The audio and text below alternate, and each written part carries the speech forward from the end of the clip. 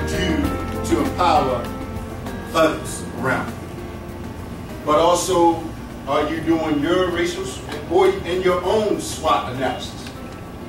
Because let me say this, even for instance, Dr. Claude Anderson in Detroit, he had a powerful model, a Black Wall Street type of model, that got blocked by his own people.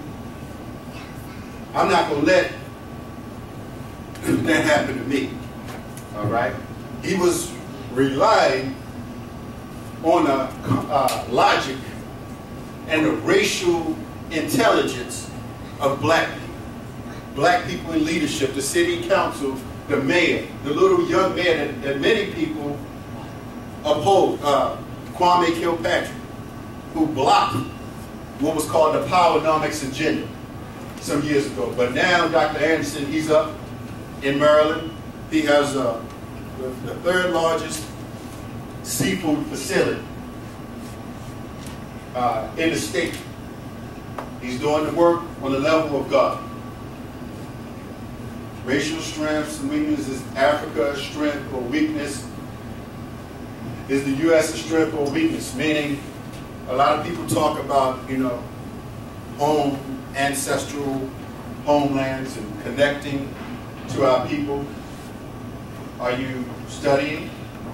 But let me say this, from a wealth perspective, there's a book called Investing in Africa.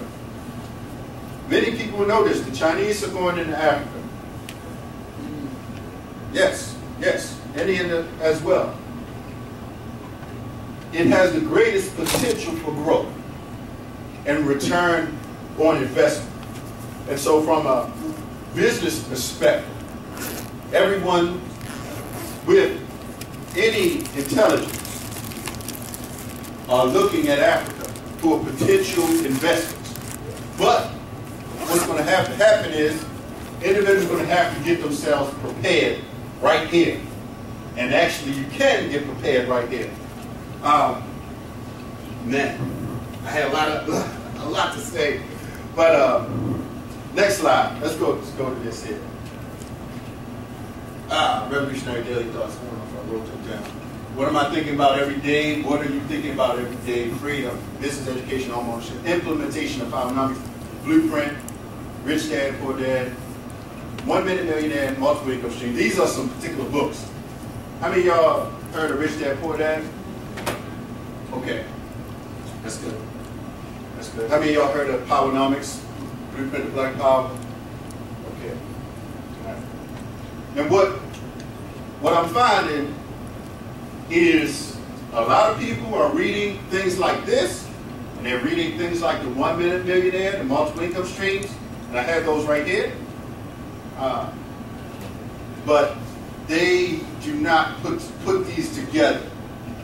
They don't put this together with that, or this together with that, the Powernomics analysis. That is a critical error. I'm just so black, I'm just going to read everything that black people write. Nobody else has anything great, or they're going to poison my blackness, or poison my black mind.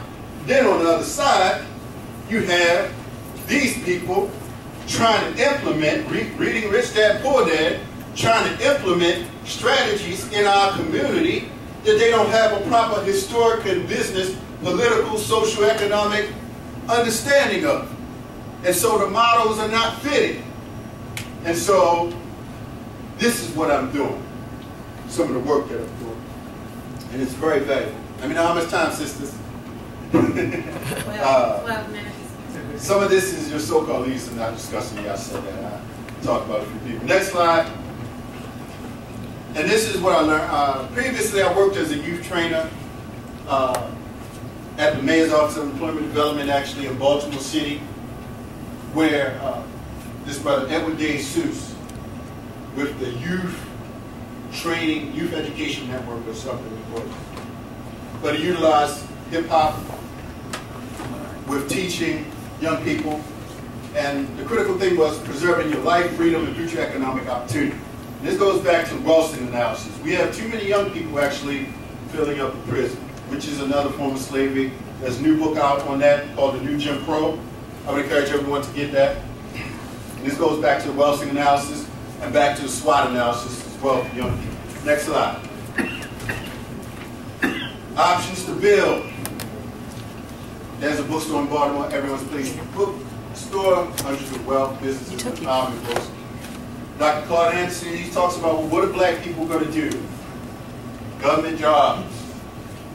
Depending on who elected, can determine what direction you go to. State and local government employment. Grants, NGO, welfare, or still. Dr. Claude Anderson says,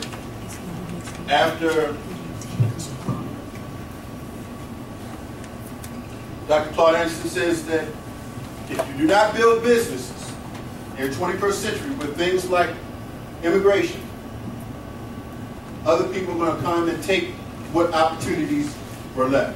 So individuals are going to be relying on handouts, welfare, and stealing. And that begins to get into the preparedness aspect of my training. Next slide. I talk about Dr. Kwame Kajufia as another book, State of Emergencies, Saving Our Black Boys, and he talks about some statistics on young people and what young people are actually thinking about. And I was at what was called the He Matters event, and 80% of the young people came up and they said they wanted to play sports. But did you know? I don't know if I wrote it in. Okay, I'm gonna go up the top. He talked about only 4,000 making the high school basketball, 400 make it to college basketball, starters or whatever. Out of that, only 30 make it to the NBA, and on average, they play an average of 7 years, and there's something about 4 years that, you know, how they get hurt or something. So this is what I mean when you're doing a SWOT analysis for young people. What particular areas, like how I had to do with mine, actually when I chose my job, my occupation, my career, based upon my knowledge at that particular time, to preserve my productive economic capacity, meaning to create wealth and ownership, to ensure that I would be in a position to finance other options. Let me get into this health thing. I mean, I know I got a few more seconds, but and maybe if time permits, I'll get back to some particular slides. But I wanted to bring it into some particular health areas.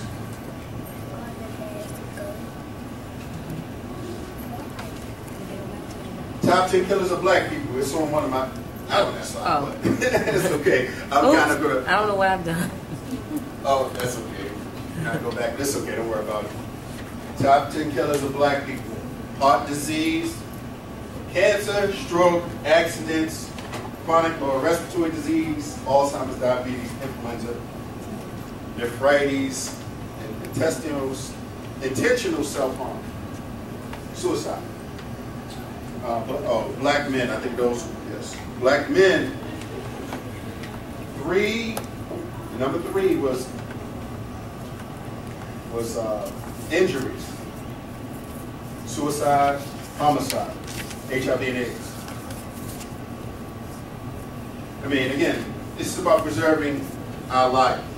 And so when I had to do my own individual analysis, my own SWOT analysis, and look at what's going to be either my weakness or potential threat. Heart disease.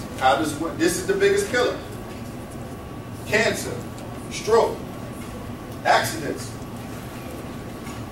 What am I doing every day to prevent things like that? But as a black man, actually working where I work, we do some very methodical kind of tests. And I found that black men in my age group had a potential threat for more accidents. And so I had to take that into consideration, as well as things such as prostate cancer. And so that is going to be essential for us to assess some of those things. course, HIV and AIDS, homicide, as well as suicide. Dr. Amos Wilson, he also has a book called Black on Black Violence in Service of White Domination. Very valuable. And it talks about particularly how black men sometimes do certain things. You know, males in general are more aggressive, taking more risks. A lot of black men do not take care of their own health. They do not assess their whole body, from the top to the bottom. You have to think about these things. Think about not just, of course, your vital organs, your heart, your liver, your colon. 90% of disease begins in the colon due to digestive enzymes. The circulation of blood is critical. You know, clean, healthy blood is very important. Oxygenated blood. Oxygen to your brain is essential. This is where strokes happen. So, what else? Liver, kidney. On black women, okay, that's another thing. Black women, some of the same top 10 diseases, but kidney disease, diabetes, hypertension. Black women need to relax and de-stress. That is one of the critical things that we definitely have to build upon. I do work with a sister, a psychologist, Dr. Robin Austin, about yoga, and we're free to do like a double workshop. She's a psychologist and yoga instructor as well as a professor at Lincoln University. She was supposed to come here with me this time, but one more thing. How much time we have? Where we at? 3 minutes. Okay, all right. Abortion. I said I could speak about all these health ailments without discussing abortion and why do people have abortions. I don't want to insult anyone or deal with the politics of it, but there's some structural dynamics, you know, in this country as well, that where it's made easy, but also it's economic. It's also cultural and values. But when we look at things such as abortion, there are 1 million black men in prison, as well as this sexually transmitted diseases, HIV, and the increase in things such as homosexuality. First, we have to ask, what is going to be the option for black women? The next question is this the ultimate extinction, some of these things? The ultimate death of black people. And there's a book out called The Death of Black America.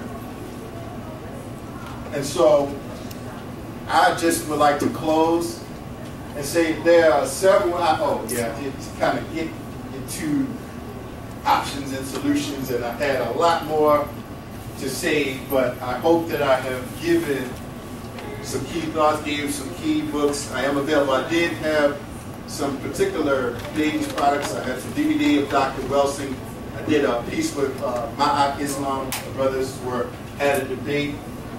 I may have this meat-eating versus vegetarian debate that a few, two brothers did. Dr. Wesley Muhammad and someone else did. I want to add on to some of the things that the sisters were talking about, because many people are making transition to more holistic lifestyles.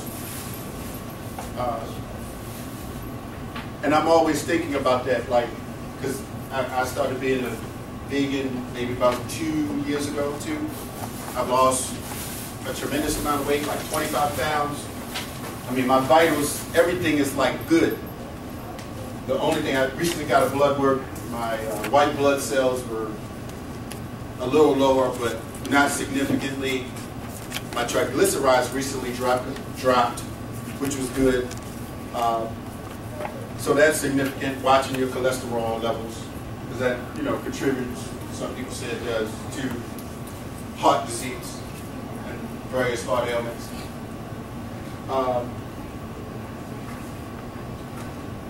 Also, watching your musculoskeletal system, your body mechanics, and this is where I brought my yoga mat out here. I was going to do some talks just for y'all, but that is significant.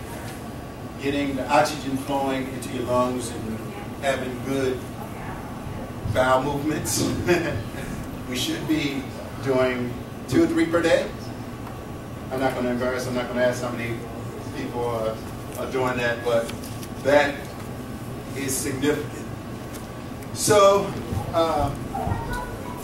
I guess I'm pretty much done here. I had a little bit more, not too much more, but I think we can go ahead and call it quits and wrap up here.